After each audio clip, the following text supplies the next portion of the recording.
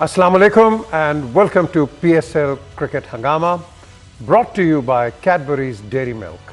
And of course, the transmission partners, Marina Sports City, and presented by Coca-Cola, brought to you by Zameen.com and sponsored by Allpiz. बार बार हम आपको बताते हैं कि जो है estate है, पहला पोर्टल रियल एस्टेट का ये ज़मीन.com ने बनाया 2006 में from a very humble beginnings and now it's one of the top portals in the country. आज का जो मैच है वो बड़ा ज़बरदस्त मैच है और वो है Islamabad United end of course Quetta Gladiators के साथ। इस पे बातचीत होगी।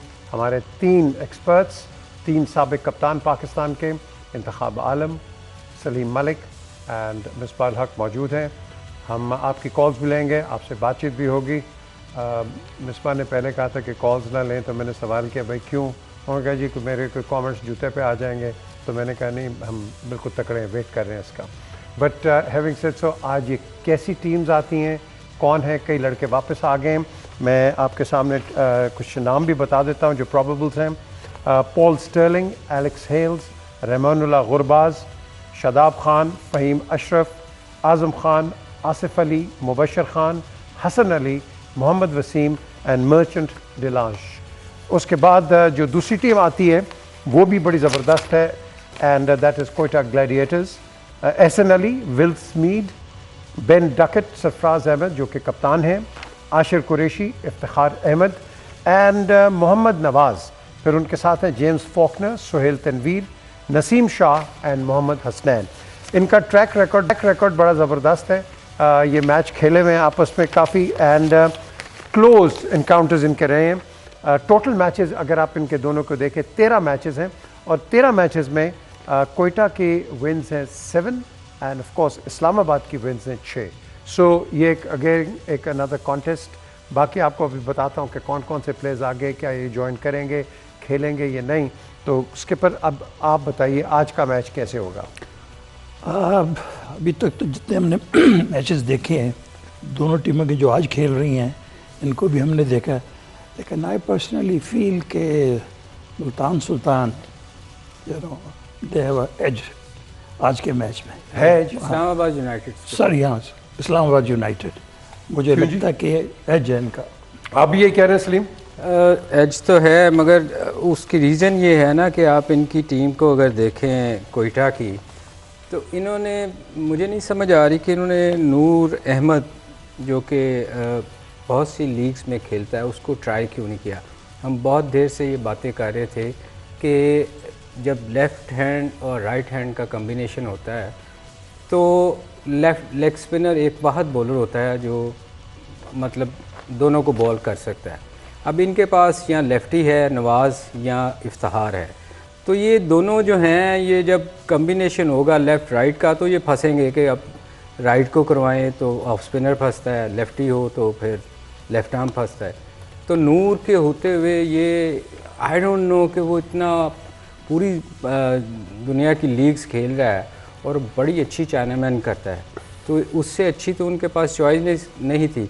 और फिर शाहिद अफरीदी, अभी मिसबा बता रहे थे कि उसने ट्वीट किया, उसने प्रैक्टिस की है, मे भी शायद आ जाए। अगर शायद आता है तो फिर ग्लैडिएटर को मेरा ख्याल है बहुत बड़ा एडवांटेज होगा, क्योंकि शाहिद एक ऐसा बॉलर है जो 4 ओवरों में किसी भी टीम को मुसीबत डाल सकता है। क्योंकि बैटिंग में मैं शायद उसकी इतनी फॉर्म नहीं रहती वो, क्योंकि वो हिट कर मारता है, मगर बॉलिंग में उसका बहुत बड़ा एडवांटेज होता है किसी टीम के लिए भी वो खेले।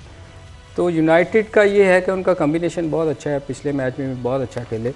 बाकी कंप्लीट जो एनालिसिस होते हैं प्लेयर्स के, जो यंगस्टर्स हैं, उनके बारे में मिसबा चूँकि साथ रहे हैं तो मिसबा बेहतर। जी मिसबा जी, मेरे ख्याल में थोड़ा सा कोयटा को लग रहा है, जो थोड़ी सी न्यूज़ आ रही है, हो सकता है जेम्स विंस भी खेलें और शायद अफरीदी खेलें, तो उससे उनकी ऑब्वियसली बैलेंस बेहतर होगा। James Vince top of the order बड़े ख़तरनाक प्लेयर हैं और वो मैचेस चेंज कर सकते हैं। जैसे मुल्तान से उन्होंने, उनकी परफॉर्मेंसेस बड़ी ज़बरदस्त थी। और शायद अफरीदी, एवरीबडी नोज़, वो एक कमी थी रे स्पिनर की बीच में, जो मिडल ऑफ द ओवर्स आके विकटें लेने वाला बॉलर और प्रेशर डालने वाला, अगर वो खेलते हैं तो ऑब्वियसली टीम बेहतर होती है। दोनों टीमों में जो एक वीक लिंक इस टाइम पे नज़र आ रहा है वो उनका इमर्जिंग प्लेयर है। दोनों टीमों वो खेल भी रहे हैं और उनको बॉलिंग भी नहीं मिल रही है, उनको बैटिंग भी नहीं मिल रही। वहाँ अशर कुरैशी हैं, वो उनको भी नहीं यूटिलाइज़ करते। यहाँ पे मुबशर ख़ान है जो बेसिकली लॉन्गर वर्जन के बैट्समैन है और उनका जो मेन चीज़ है वो ऑफ स्पिन है। अभी तक एक ओवर भी नहीं कराया। तुम ऐसे क्यों सवाल उठता है क्यों? जी ये बहुत बड़ी, आप 10 से खेल रहे हैं, आप एक बंदे को यूटिलाइज ही नहीं करें। या तो आप उसकी जगह कोई ऐसा बंदा खिलाएं कि जिसको आप एटलीस्ट यूज़ करें। देखिए यहीं से स्टार बने हैं ना, शादाब खान यहीं से स्टार बना है, हसन अली इमर्जिंग कैटेगरी से आया वो स्टार बना है। तो आप जिसको भी लेके आते हैं ट्रस्ट करेंगे ये आपकी प्लेइंग 11 में सिर्फ होगा नहीं, कहीं ना कहीं आपको आकिफ जावेद आया, उसके पीछे पर्पस था, आसिफ अली आया एज इमर्जिंग प्लेयर, उसने जगह बनाई। तो आप सोच के लाए ना कि इसको अगर खिलाना है तो हमने यूटिलाइज़ करना। जब आप नहीं करेंगे और आपके वो प्लेयर समझें कि 11 में है लेकिन कोई ट्रस्ट ही नहीं है कि कहाँ हमने उनको खिलाना है, तो फिर आपकी टीम का जो बैलेंस है ना वो इमर्जिंग प्लेयर की वजह से आउट हो रहा है। तो I think overall as Islamabad अगर आप देखें बैलेंस वाइज, लेकिन ये 2 प्लेयर आने से कोयटा की टीम भी आई थिंक काफ़ी स्ट्रॉन्ग होगी और वो ये साइकोलॉजिकली भी चाह रहे होंगे कि उनको थोड़ा सा जो कॉन्फिडेंस मिले अपने प्लेयर्स और कम्बिनेशन की वजह से। लेट्स सी कैसे मैच जाता है। दोनों के लिए इम्पोर्टेंट गेम है, दोनों चाहेंगे जीतना and obviously will be enjoying this game. अच्छा, what do you think, Ben Duckett को खिलाएंगे या इसको रिप्लेस करते हैं? इट्स डिफ़िकल्ट टू से, लेकिन मैं अभी जो मिसबा भी बात कर रहा था इमर्जिंग प्लेयर की, दरअसल ये कप्तान पे बहुत डिपेंड करता है कि उसको कितना अपने इमर्जिंग प्लेयर पे कॉन्फिडेंस है। और ये कप्तान ही एक प्लेयर को बना सकता है, कप्तान ही एक प्लेयर को ख़राब भी कर सकता है। तो मैं समझता हूँ जब आप इमर्जिंग प्लेयर के लिए ये अपॉर्चुनिटी है तो उनको कॉन्फिडेंस में लेना चाहिए, हाँ, ताकि वो भी कुछ टीम के लिए को बेहतरी कर सके। और अगर अभी तो इफ़ एंड बट्स की बात है ना कि आज अफरीदी खेलेगा या नहीं खेलेगा, जो दूसरा लड़का है वो खेलता कि नहीं खेलता। अगर खेलता तो यह है कि उनके थोड़े बहुत चांसेस बढ़ जाते हैं, but I still feel other side is little bit stronger. लेकिन अच्छा, मैं थोड़ा सा यहाँ पे इमर्जिंग की क्योंकि बात हो रही है तो मैं यहाँ पे एक चीज़ कहना चाहूँगा। आई थिंक हमें थोड़ा सा जो इमर्जिंग के लिए जो हमने एक क्राइटेरिया बनाया हुआ उसको हमें रिविज़िट करने की ज़रूरत है। उसकी रीज़न ये है कि देखें अंडर 19 के प्लेयर, हम जैसे अंडर 19 का प्लेयर आता है, अंडर 19 से चैम्पियन प्लेयर को 12-14 प्लेयर आते हैं, लेकिन आगे फर्स्ट क्लास में डोमेस्टिक में उसमें से आपको कोई प्लेयर नज़र नहीं आता, कोई एक आधा ही आगे आता है और वो कहीं गुम हो जाते हैं। वर्ल्ड कप का फाइनल खेली हुई टीम, आपको कोई अंडर 19 का प्लेयर आगे नज़र ही नहीं आता। Same is happening with this emerging category. आप एक इमर्जिंग प्लेयर 6 टीमों में आते हैं, 6 प्लेयर या 10 प्लेयर आते हैं, वो कहीं ना कहीं खेलते हैं। अगर कोई क्लिक हो गया तो ठीक है, वो आगे कहीं ना कहीं खेल जाता है, लेकिन थोड़ी बहुत परफॉर्मेंस करके होता क्या है, अगले साल वो उस क्राइटेरिया पे पूरा नहीं उतरता और वो उस इमर्जिंग कैटेगरी से बाहर हो जाता है। फिर वो क्या होता है, सिल्वर या गोल्ड दूसरी कैटेगरियों में वो खेल ही नहीं पाता।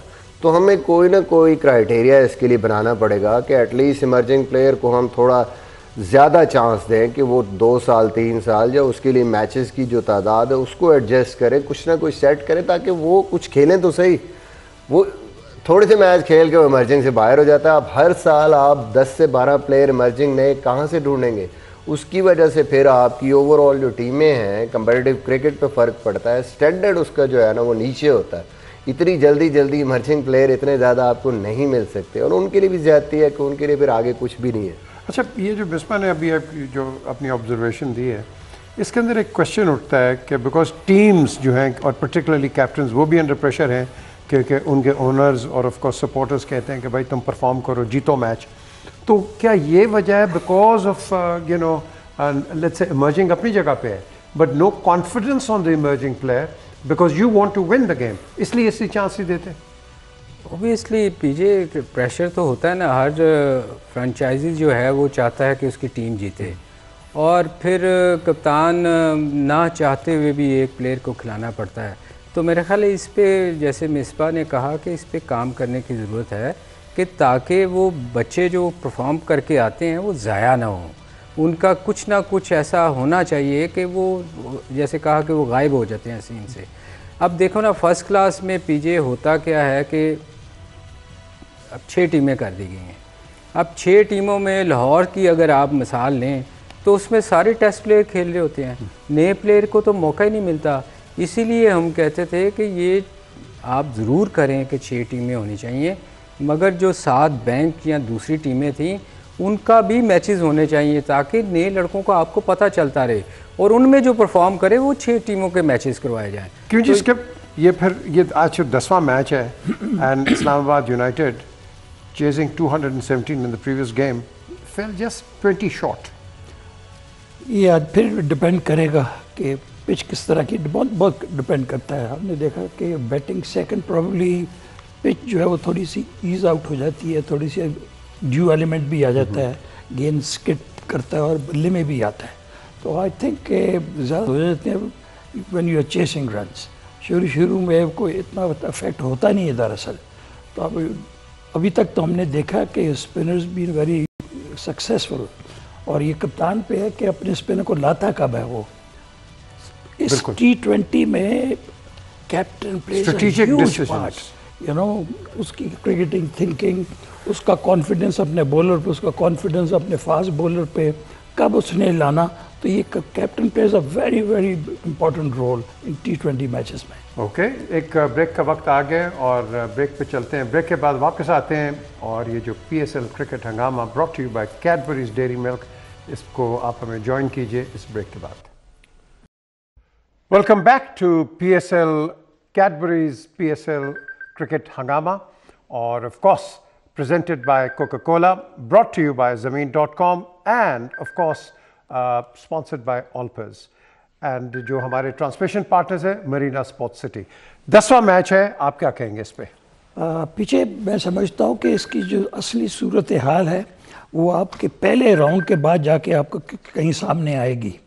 पता लगेगा कि टीम के लोग कॉम्बिनेशन क्या कितने अच्छे हैं टीमों के, और उनके जो मेन प्लेयर हैं जिनको वो एक्सपेक्ट करते हैं ग्रेट डील, उनकी परफॉर्मेंस दे लें, और जो कि बहुत अच्छे प्लेयर है कि they not performing at the moment. तो ये सारी चीज़ें आएंगी जब पूरा पहला मैच ख़त्म होगा ना, पहला राउंड ख़त्म होगा, फिर सूरत हाल के सामने then you will be able to predict. It's very difficult to predict, लेकिन आप बता सकते हो एटलीस्ट को 80% 85% के आगे चांसेस क्या होंगे। तो दोनों टीमें आज बहुत अच्छी हैं, तो we are expecting a good match today. अच्छा, एक क्वेश्चन उठता है कि 5-5 तो खेलेंगे ना जी सारे एक दूसरे से। डू यू फाइंड कि इसके अंदर मिसबा आप भी इसका जवाब दें कि इसमें कुछ स्टेलनेस आती है या आएगी या आ सकती है?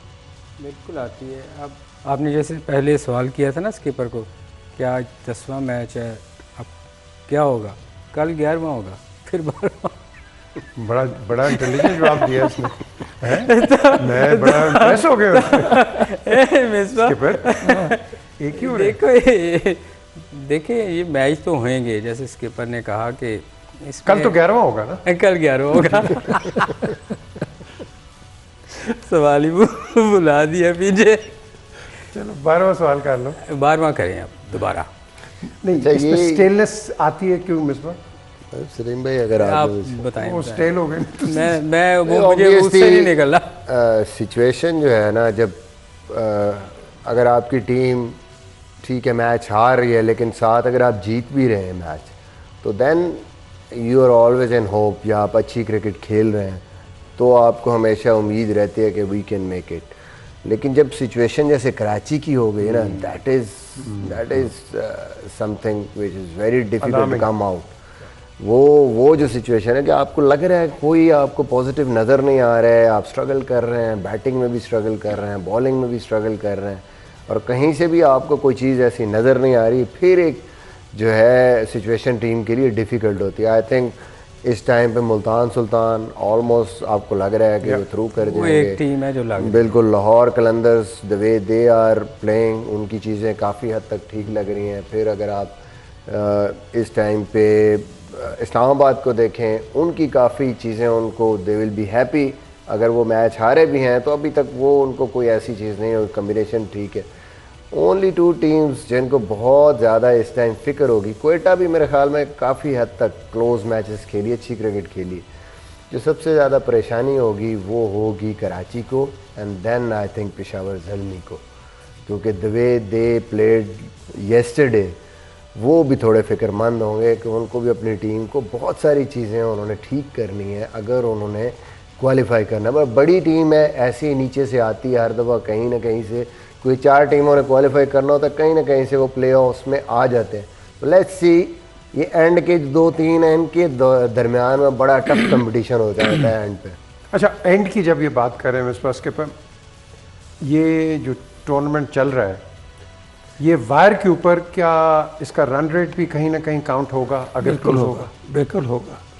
अगर आप 1-2 मैचेस पे हार भी गए हो, अगर आपकी नेट रन रेट बेहतर है तो आप आगे जा सकते हो, क्वालिफाई कर सकते हो। अब जिस तरह बात हो रही कि तीनों मैच आ रहा है, कराची किंग तीनों मैच आ रहे हैं, अब इस प्रेकेरियस सिचुएशन से आपने निकलना किस तरह से? You have to show lot of character, you know, commitment आपको दिखानी पड़ेगी, आपको टोटली फोकस करना पड़ेगा। जब तक ये चीज़ें नहीं करेंगे आप ऊपर नहीं आ सकते। और ये डिपेंड करता है आपके लीडर पे, आपका कप्तान कितना वाइब्रेंट है, कितना उसमें कॉन्फिडेंस है, कितना बबली है। तो ये जब चीज़ें इस पर बाबर को डिपेंड करता है कि वो इस सिचुएशन से अपने खिलाड़ियों कैसे लेके ऊपर निकलता है। लेकिन बबली के साथ बंटी भी तो चाहिए ना जी। मेन चीज़ तो ये है कि अगर वो मुझे तो उधर से बॉडी लैंग्वेज नजर नहीं आई ना, वो मुझे वो एजेंसी नजर नहीं आ रही है, वो कमिटमेंट मुझे नजर नहीं आ रही। कमिटमेंट के अलावा बल्कि आप इसका तीनों इसका जवाब दें। For example Karachi Kings, I think जो पब्लिसिटी कराची किंग्स को मिलती है it is unprecedented in compare to the rest of the 5 teams. तो यू थिंक ये जो एक आपका एक मीडिया प्रेशर और आपका एक हाइप बन जाता है, ये कोई रोल प्ले करता है? नहीं, देखें, हर फ्रेंचाइजी ने अपना टीम को तो दिखाना है कि हमारी टीम बेहतर है, और फिर एक्स्ट्राऑर्डिनरी तो नहीं दिखाना। वो तो हर कोई करता है। लाहौर कलंदर ने देखें पिछले कई सालों से अच्छा नहीं, और वो बिल्कुल, अब आपकी एक्सपेक्टेशन बहुत बढ़ जाती है। जब एक्सपेक्टेशन बढ़ जाए तो फिर बड़ा मुश्किल हो जाता है। जैसे इंडिया को आप देखें, पिछले वर्ल्ड कप में इतनी हाइप क्रिएट की थी और इंडिया स्ट्रगल कर रही थी, वो लोग इतना एक्सपेक्ट कर रहे थे उनसे कि यार ये बहुत अच्छा परफॉर्म करेगी, वो तो मगर वो नहीं कर सकी।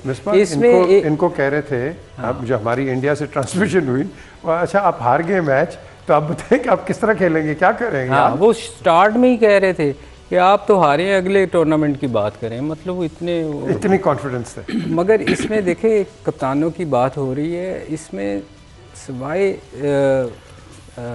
हमारा जो रिजवान है उसके अलावा किसी की भी कप्तानी आप देखें कोई इतनी एक्स्ट्रा ऑर्डिनरी नहीं है। सब कुछ यंग हैं। बाबर को भी ले लें अगर, तो बाबर की भी कप्तानी में आपको कोई वो एक्स्ट्रा ऑर्डिनरी कोई चीज़ नज़र नहीं आई। देखिए, अच्छा कैप्टन वही होता है जो मुश्किल टाइम पे, जो हम कल भी कह रहे थे कि वो अपनी टीम को ले कर निकले, स्पेशली आप पाकिस्तान के कप्तान हो।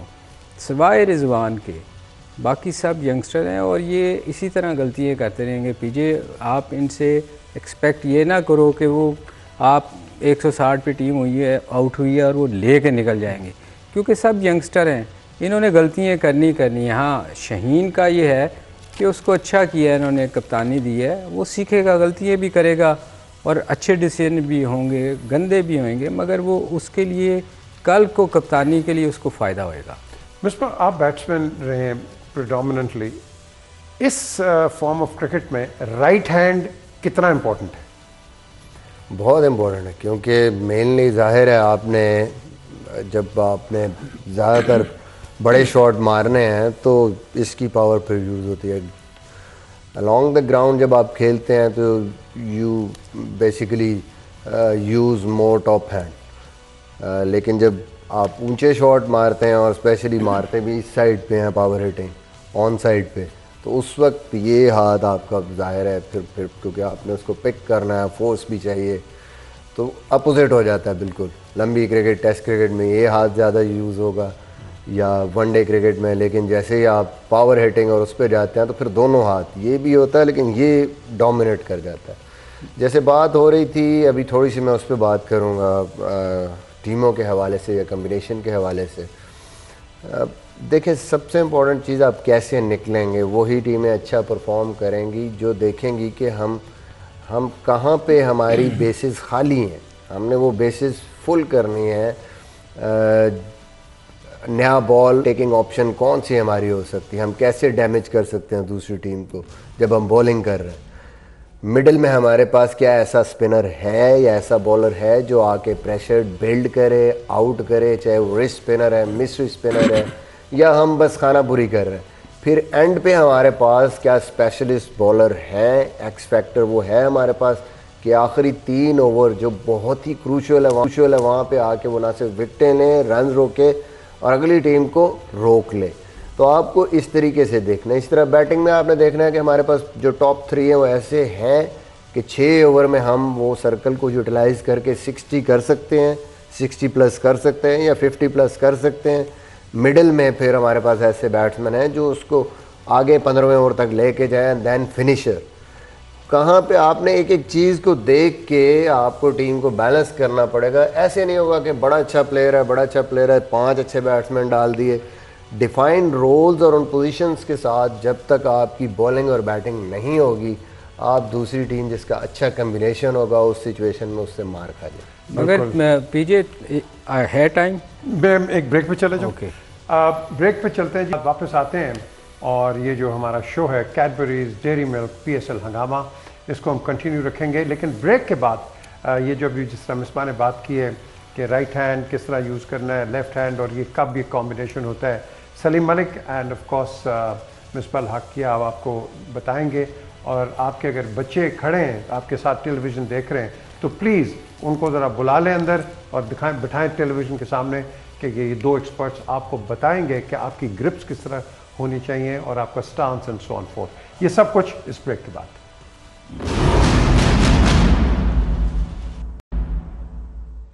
Welcome back to PSL Cricket Cup Hangama, brought to you by Cadbury's Dairy Milk and of course presented by Coca-Cola and brought to you by of course none other than Zabeen.com।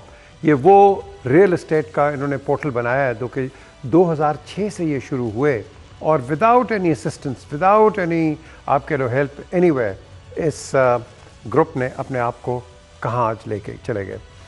Sponsored by Olpers और transmission partners हैं Marina sports city. अब बात आती है कि हम cricket की तो बातें करेंगे, करते रहेंगे, आगे भी जाएंगे, लेकिन जो यंगस्टर जो आप क्रिकेटर्स जो हैं खेल रहे हैं, छोटी छोटी सी टिप चाहिए होती है।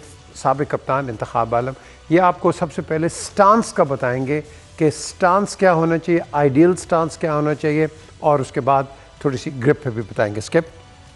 अच्छा, पीछे दरअसल बात ये 2 चीज़ें बहुत अहम है।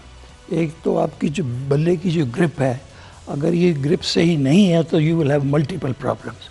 और अगर आपका फुटवर्क भी नहीं है और आपका स्टांस भी सही नहीं है तो ये बेसिक चीज़ें हैं जो मैनुअल बताता है हमको कोचिंग का। तो उसमें मैं आपके पहले ये बता देता हूँ कि कई मैंने लोग बच्चों को देखा है अमूमन इस तरह बल्ला पकड़ते हैं, यहाँ से ऐसे बल्ला पकड़ते हैं, और ये बिल्कुल ही गलत है। बल्ला हमेशा आपका ऐसे आएगा, सीधा बल्ला कभी आएगा नहीं। तो आपने ये अपने वी बनानी है, यहाँ पर रख के, यहाँ भी पीछे भी वी बनी होती है, तो आपने वी बनानी इस तरह से, और ये लेफ़्ट हैंड ये आपने वी इस तरह बनानी। तो आपका हो गया, जब खड़े तो आपका बल्ला बिल्कुल सीधा जाएगा। अगर आप यहाँ से पकड़ेंगे ऐसा करके नीचे से तो आपका बल्ला यूँ जाएगा, तो आपको बहुत मसले मसाल होंगे। इसलिए देखा होगा कि बहुत कम लोग हैं जो कि ऑफ साइड बहुत अच्छा खेलते हैं, एक्स्ट्रा कवर पे खेल जाते हैं या मिड ऑफ पे खेलते हैं या कट मार लेते हैं। तो ये हमेशा याद रखिएगा, और थोड़ा सा गैप होना चाहिए दोनों हाथों में, थोड़ा सा गैप। तो ये वी बनानी है आपने ऐसे, फिर आपने यहाँ वी बनानी है, फिर आप बिल्कुल ठीक हो गए। और जो स्टांस है आपका, ये मैनुअल हमें ये बताता है कि आपके जो 2 शोल्डर्स हैं, आपके पाँव भी उतने ही खुले होने चाहिए जितने आपके 2 शोल्डर्स हैं। और लेकिन ये सेट रूल नहीं है। आपने बहुत लोगों को देखा होगा, वर्ल्ड क्लास क्रिकेट में भी देखा होगा कि आपको जो चीज़ कंफर्टेबल लगती है वो करें आप। ये नहीं कि अगर मैनुअल बताता है कि आपने ऐसे ही खड़ा होना, तो नहीं। अगर आप कंफर्टेबल फील करते हो थोड़ा सा ऐसे करके भी कर सकते हो आप, और टांगे भी खोल सकते हो। तो जो आपको कहे कि आप कंफर्टेबल फील करते हो वो आप करें। और मैं ये भी देखा होगा कि अपने आजकल की क्रिकेट में कि जो मूवमेंट है, आपकी फीट मूवमेंट है, वो ऑलमोस्ट है ही नहीं। दरअसल तो आपको प्रॉब्लम होता है जब आपकी मूवमेंट नहीं होती, फिर आप गेंद को चेस करते हो, आप कॉट बिहाइंड भी हो जाते हो, स्लिप पे भी गेंद चले जाता है। तो उसके लिए अपने करना क्या है कि आपने ये जो आपकी राइट लेग है, थोड़ा सा आपने इसको लाना है। लेग स्टंप अगर आप खड़े हो तो आपने मिडल स्टंप पे ही आपको पाँव लाना है। उससे क्या होगा कि आप छोड़ भी सकते हो, आप कट भी मार सकते हो, आप पुल भी मार सकते हो, आप हुक भी कर सकते हो, सिर्फ एक टांग कितने हटाने और से। गेंद अंदर आ जाए आप फिर भी खेल सकते हो। सामने आप ऐसे ही आ जाओगे ना। जब आप खड़े खड़े खेल जाते हो तो लाइन आप मिस करते हो बॉल की। जब लाइन मिस करोगे आप बोल्ड भी हो जाओगे, गले में भी आउट हो जाओगे, स्लिप में भी आउट हो जाओगे, कॉट बिहाइंड भी हो जाएगा। तो ये बहुत ज़रूरी है। जो भी कोचेस हैं, क्लब क्रिकेट में है या फर्स्ट क्लास क्रिकेट में है, तो ये चीज़ें हैं जो बच्चों को बताने की हैं। तो मैं दोबारा रिपीट कर देता हूँ कि आपने ये वी ऐसे बनानी है और ये वी इधर बननी है। ये बच्चे देख लो आप, ये जो वी आपको बता रहे हैं, स्किप जरा दोबारा इनको बता दें। ये देख लें, ये यहाँ पर वी बनी होगी जहाँ पर ये हैंडल जुड़ता है अंदर जाके इसके। आपने ये बनानी है वी और ये इधर रखना, बिल्कुल आपका बल्ला सही आएगा। Very good. मिसबाह, आप ज़रा हमें, हमारे यंगस्टर्स को आप भी बता दें। स्किप, ये बैट ले लें जी। देखें, बिल्कुल जो चीज़ें बताई हैं इंतखाब भाई ने, वो बड़ी ज़रूरी हैं। वी जब आप बनाते हैं तो ये एक नेचुरल पाथ है आपके बैट का, फर्स्ट स्लिप की तरफ से आता है और ये सबसे इजी एक्सेस है हर किस्म के बॉल के लिए। यहाँ से जब आप पिक करते हैं, कट यहीं से मार देंगे। यहाँ से जब आप पिक करते हैं और सीधा भी खेलना है तो बैट का पाथ ये सीधा आएगा। ऑन भी खेलनी है, उधर भी जा सकते हैं। तो ईजीएस्ट वे है और सबसे इजी एक्सेस है। यहाँ से अगर पुल भी मारनी है तो वो भी आसान है। अगर आपका बैट यहाँ से यूँ आ रहा है तो फिर इस तरफ तो बिल्कुल जा ही नहीं सकता। और दूसरी चीज़ जो इम्पॉर्टेंट है कि आपका बैलेंस, जब तक आपके फीट अपनी बॉडी के शोल्डर्स के हिसाब से नहीं होंगे तो पावर नहीं मिलेगी आपको, बैलेंस नहीं होंगे, कम होंगे तो आप पावर नहीं आ रही आपकी। आप खड़े हैं लेकिन जब भी आप ज़ोर लगाएंगे तो आपका बैलेंस आउट हो जाएगा। अगर ज़्यादा खुला हुआ है तो वो स्टक हो जाएंगे, आपके फीट आगे पीछे मूव नहीं करेंगे according to the length of the delivery. कहीं पे भी इधर बॉल है तो आप फर्दर मूव करना मुश्किल हो जाएगा, पीछे जाना मुश्किल हो जाएगा।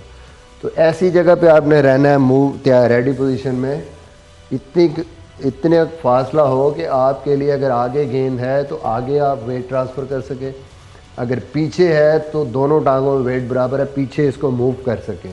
तो ये इसका फ़ायदा है अच्छे बैलेंस का और अच्छी रेडी पोजीशन का। ऑब्वियसली आजकल की जो क्रिकेट मॉडर्न हो रही है, नॉर्मली आप जब 4 डे क्रिकेट खेलते हैं तो मकसद क्या होता है, नोइंग योर ऑफ स्टम्प, जो इन्होंने बात की है कि आप चाहे लेग स्टम्प पे खड़े हैं, हल्का सा शफल करके ये टो ऑलमोस्ट आपको गाइड करता है, ऑफ स्टम्प पे आता है। और आजकल तो विलियमसन को देख लें, बाबर को देख लें, मोस्टली ये पैर इधर होता है, स्टम्प्स कवर होती हैं, ऑलरेडी उनको पता होता है कि आई लाइन के सामने ये ऑफ स्टम्प है हमारी, ये टांग थोड़ी सी इधर होती है, जो बॉल अंदर है उसको वो यहाँ खेलते हैं, जो हल्का सा बाहर है ड्राइव मारने वाला है तो मारेंगे, नहीं तो छोड़ देंगे। तो ऑलरेडी उनको अपनी ऑफ स्टम्प का पता होता है, स्टम्प्स को कवर। अगर नीचे खड़े होंगे तो देन एक तो आपको लेंथ को कवर करना है, दूसरा लाइन को कवर करने के लिए आप थोड़ा सा क्रॉस जाएंगे तो आपका कंट्रोल कम हो सकता है, बॉल अंदर आ गया तो प्रॉब्लम हो सकती है। अच्छा, आपका लेफ्ट शोल्डर कहाँ पॉइंट करना चाहिए? नॉर्मली जब आप खड़े होते हैं तो बेसिकली जो आपका ये नाक है या हेड है, जो आजकल मॉडर्न क्रिकेट में, that should be facing towards the bowler. Head is the heaviest part of your body. अगर बॉलर यहाँ से आ रहा है और मेरा नाक इधर पॉइंट कर रहा है और मैं यहाँ से यूँ देख रहा हूँ, जिसको आप कहते हैं 2 आई स्टांस। बेसिकली 2 आई तभी होगा जब नाक बॉलर की तरफ, लेफ्ट हैंडर है तो यहाँ होगा।